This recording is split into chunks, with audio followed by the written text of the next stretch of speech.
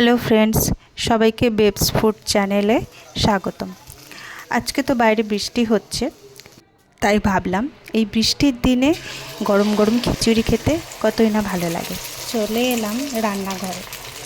আর খিচুড়ি করার আগে সবার প্রথমে সব সবজিগুলো করে নেব।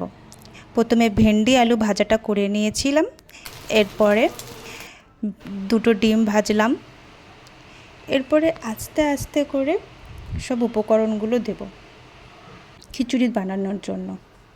কড়াইতে তেল দিয়ে দিলাম,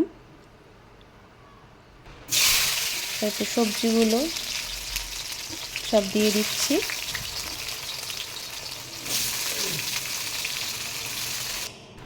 খিচুড়ির ফোড়নগুলো দিয়ে দিলাম,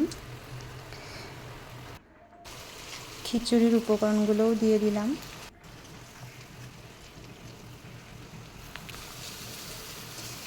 এটা হচ্ছে গোবিন্দভোগ চাল দিলাম। গোবিন্দভোগের চালের খিচুড়ি পায়েস খেতে খুব ভালো লাগে, স্বাদটা এবং গন্ধটাও খুব সুন্দর হয়। দিয়ে দিলাম আদা কুচি, জল পরিমাণ মতন দিয়ে দিলাম। আমরা কিন্তু সবাই এরকম গোবিন্দভোগের চালের এটা খেতে খুবই ভালোবাসি, তাই আমিও বানালাম। কেমন হয়েছে ফ্রেন্ডস বলো।